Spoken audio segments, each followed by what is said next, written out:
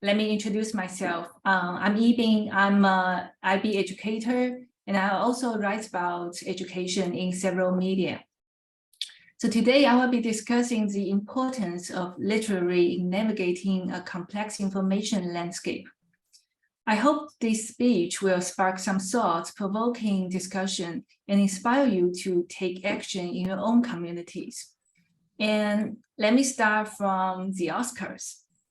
I've been following the Oscars the other day, and I was eager to know who would win the Best Actress, Kate Blanchett or Michelle Yeoh, because I'm a fan of both of them. And because of the time difference, I have to rely on social media for updates when I was at work in Shanghai. To my excitement, I saw a post announcing Kate win and quickly shared the news with my friends and colleagues. But as it turned out, I was completely wrong. It wasn't until I watched the news that evening that I learned it was Michelle Yeoh who won the award. So I think I'm not the only example. Nowadays, AI can be used to create fake news or manipulate media through a variety of techniques, such as games or deepfakes. And the UNESCO also pointed out that wide-scale and sustainable media and information literacy training for all is missing. These technologies use algorithms and machine learning to create convincing but entirely fabricated content. Therefore, it's becoming increasingly challenging for students to navigate the information. So what did I did and what did my school did? For years, I've been teaching students about media literacy by helping them identify logical fallacies and reliable resources of information. So in 10th grade, if you can see the pictures on my screen, we have an annual program called the Fake News Clinic. The students from teams, they form teams and use their analytical skills to detect fake news. And the team can identify fake news the fastest will be declared the winner. When they go to grade 11 and 12, we have the theory of knowledge class, which is in the IB program. So in my theory of knowledge, in my theory of knowledge class, students are taught to view knowledge as something constructed rather than a collection of facts. The class encouraged students to analyze prompts and questions from different perspectives and to consider implications of different ways of knowing. In the end, students are required to finish an essay. For example, this is the title from this year's. It says, so for artists and natural scientists, which is more important, what can be explained or what cannot be explained? So by the end of the 2-year study, the students will be equipped with much of the critical thinking skills, and they can analyze claims and identifying its assumptions. But despite my efforts to teach my students about media literacy and equip them with critical thinking skills, I always feel that there is something missing.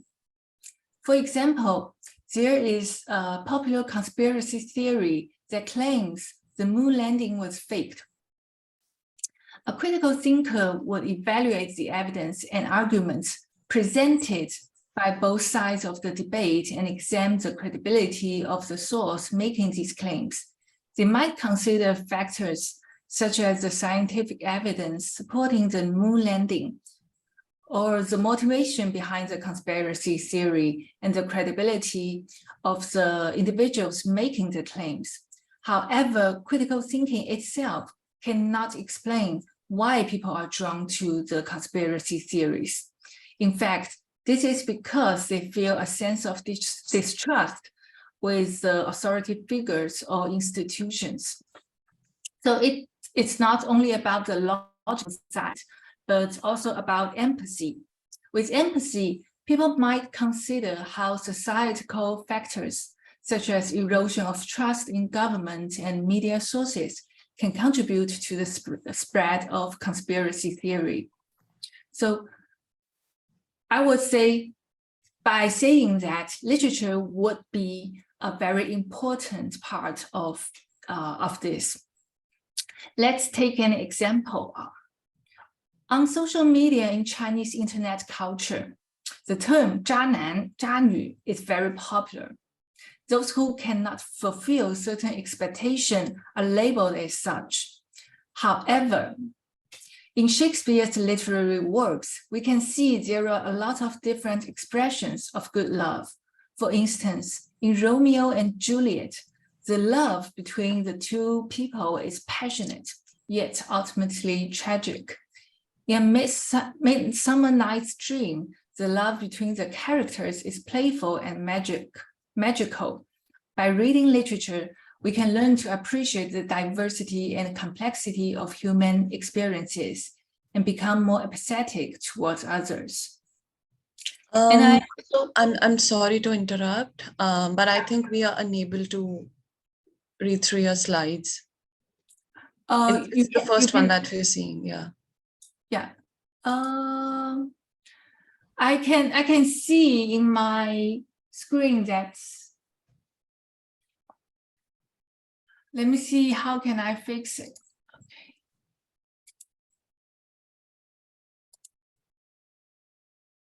Yeah, I think now we can. Okay. Thank you. So I also did some research about the benefits of literature. The first, understanding multiple perspectives.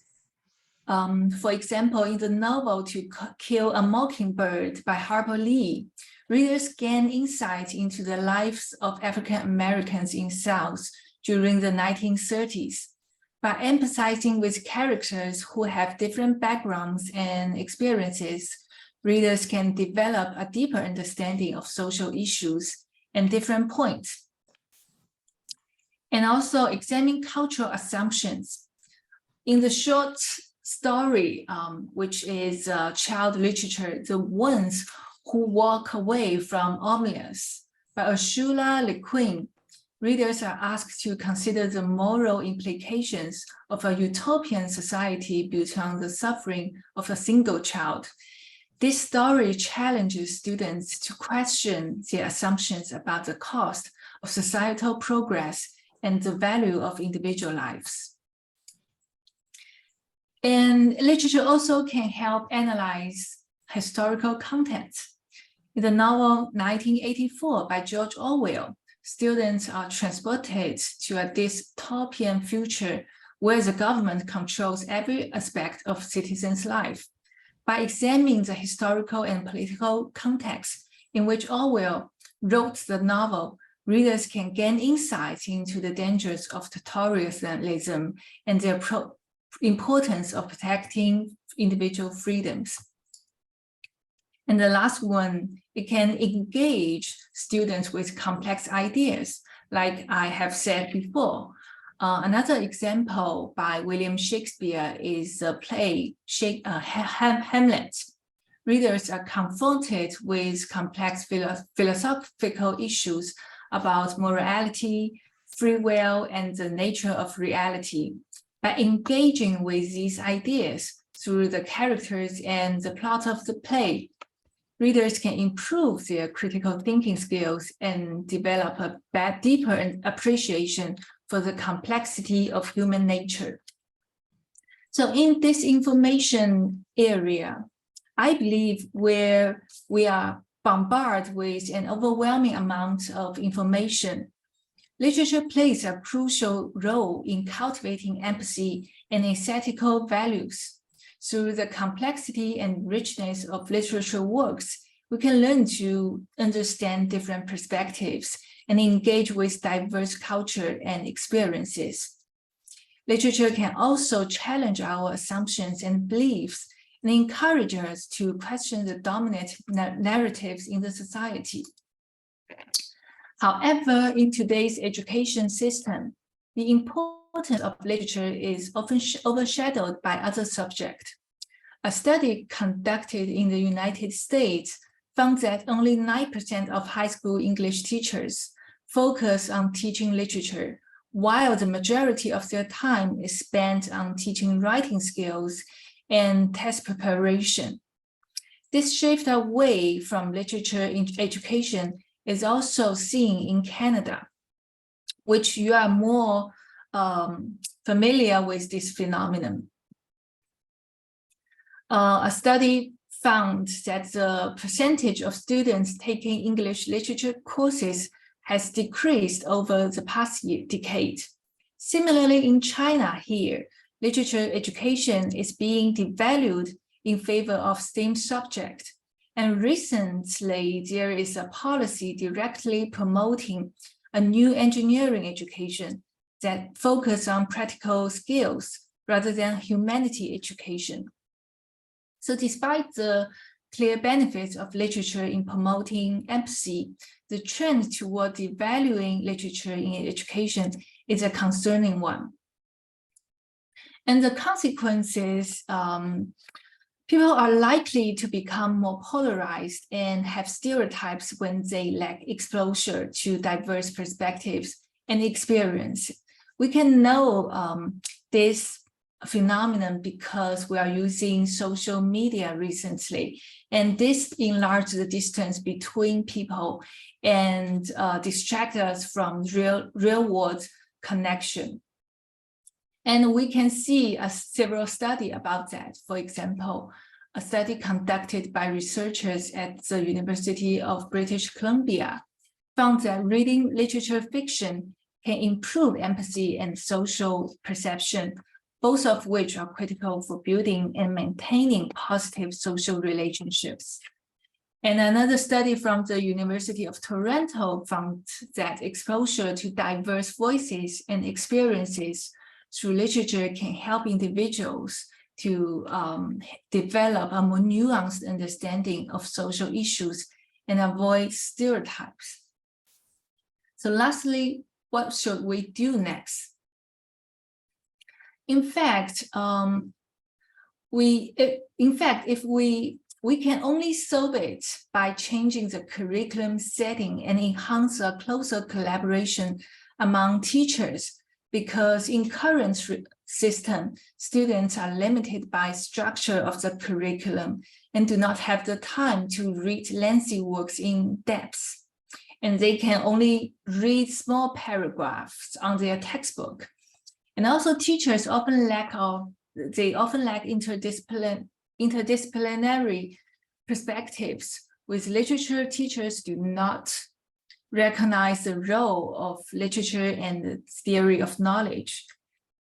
And theory of knowledge teachers do not consider literature at all in their teaching. So I would say there's a huge amount of need for more flexible curriculum settings and a closer interdisciplinary collaborations in schools.